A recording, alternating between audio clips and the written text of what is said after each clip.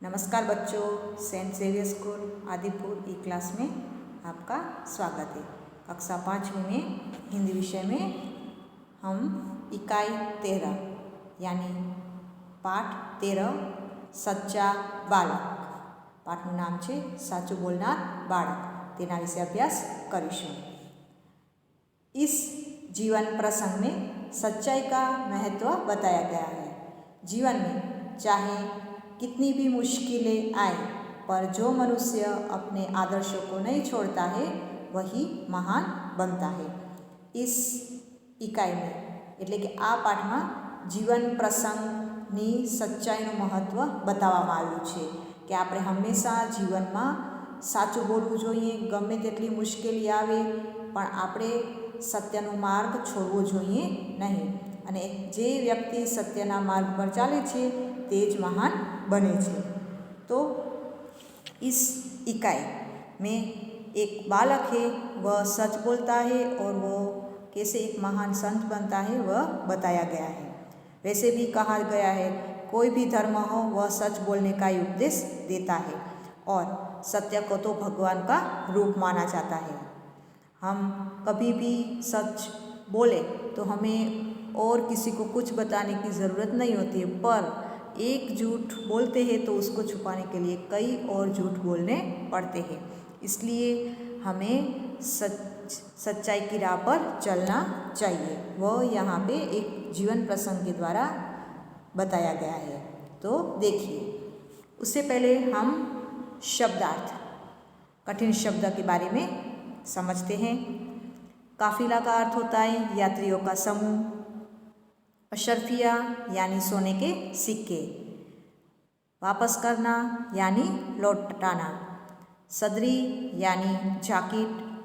सरदार का अर्थ होता है नेता।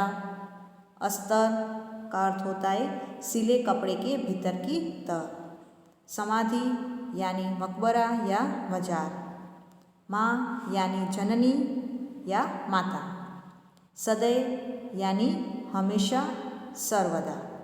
नेक यानी ईमानदार। ईश्वर यानी भगवान या प्रभु। और नीचे मुहावरे के अर्थ दिए हुए हैं, वह देखिए। नेक रास्ते पर चलना यानी सही रास्ते पर चलना। कड़क कर बोलना यानी कठोरता से बोलना। अब हम इस इकाई की समझूती देखेंगे। एक समय की बात है, एक लंबा काफिला बगदाद की ओर जा रहा था। रास्ते में उस पर डाकू टूट पड़े और लूटमार करने लगे। उस काफिले में एक 9 वर्ष का बालक था। वह एक और चुपचाप खड़ा रहकर इस लूटमार को देख रहा था। હવે અહીંયા જીવન પ્રસંગની વાત કરવામાં આવી છે, તો એક સમયની વાત છે। एक वक्त एक मोटो काफलो बगदाद तरफ जई रह्यो हतो। काफलो यानी अहींया तमने आपेलुं छे यात्रीओनो समूह। बगदाद इराक देशनी राजधानी छे, तो ए तरफ जई रह्या हता। रस्तामां तेमनी उपर डाकुओ तूटी पड्या अने लूटफाट करवा लाग्या।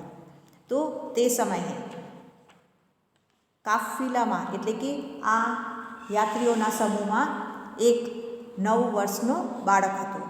ते एक बाजू चुपचाप ऊभो रहीने आ लूटफाट जोई रह्यो हतो। एक डाकू की नज़र उस लड़के पर पड़ी। लड़के के पास आकर यह डाकू कड़क कर बोला, तेरे पास भी कुछ है? हवे एक डाकूनी नज़र छे आ छोकरा पर पड़ी अने छोकरानी पासे आवीने ते डाकू कड़क कर बोलना यानी कठोरता से बोलना। ये डाकू कठोरताथी बोले छे अने कहे छे, तारी पासे पड़काई छे के? लड़का बोला, मेरे पास 40 अशरफिया है। हवे छोकरो कहे छे कि मारी पासे 40 सोना मोहरो छे अथवा सोनाना सिक्का छे। डाकू चकित होकर, क्या कहा? तेरे पास 40 अशरफिया है? हवे डाकू एकदम आश्चर्यचकित थईने पूछे छे, शुं कह्युं कि तारी पासे 40 सोना मोहरो छे? लड़का बोला। हवे छोकराए कह्युं, जी हाँ, कि जी हाँ, हमारी पासे 40 सोनाना सिक्काओं है। डाकू लड़के का हाथ पकड़कर सरदार के पास ले गया। उसने अपने सरदार से कहा, यह लड़का अपने पास 40 अशरफिया बताता है। હવે ડાકુ છે તે છોકરાનો હાથ પકડીને સરદાર પાસે લઈ જાય છે અને સરદારને કહે છે કે આ છોકરો પોતાની પાસે 40 સોના મોહરો એટલે કે 40 સોનાના સિક્કા છે એવું बतावे छे। सरदार लड़के से कहते हैं, तेरी अशरफिया कहाँ है? सरदार छे ए छोकरा ने कहे छे कि तारी पासे जे सोना मोहरो छे ते क्या छे? लड़के ने अपनी सदरी को फाड़कर उसमें छुपी अशरफिया निकाली। उन्हें सरदार के सामने रखते हुए कहा, यह देखो। हवे छोकरो छे ए जे जाकीर छे तेमां जे छुपाયેલી सोना मोहरो छे ते काढे छे अने सरदार सामे राखीने कहे छे कि आ जुओ, आ रही सोना मोहरो। आगे देखिए। सरदार आश्चर्य से, लड़के अशरफियों को इस प्रकार से रखने का उपाय तुम्हें किसने बताया? हवे सरदार आश्चर्यचकित थईने पूछे छे कि छोकरा, तने आ सोना मोहरोने आवी रीते मूकवानो उपाय कोणे बताव्यो? तब लड़के ने कहा, मेरी माँ ने इनको सदरी के अस्तर में सी दिया था जिससे किसी को पता न चले।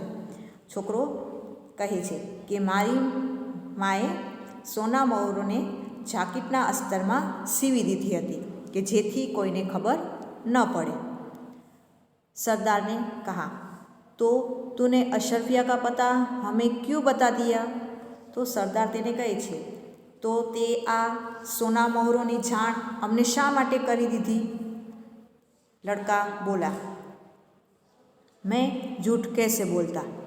मेरी माँ ने कहा था, बेटा सदैव सच बोलना, झूठ बोलना पाप है। हवे छोकरो कहे छे कि हूँ खोटू केवी रीते बोली शकूँ?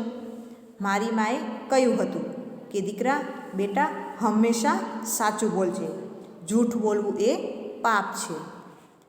तब सरदार डाकुओं से कहते हैं, यह छोटा बच्चा अपनी माँ का इतना कहना मानता है कि ऐसे संकट में भी झूठ नहीं बोला, और हम लोग बड़े होकर भी ईश्वर के बताए नेक रास्ते पर नहीं चलते हैं और लूटमार करते रहते हैं।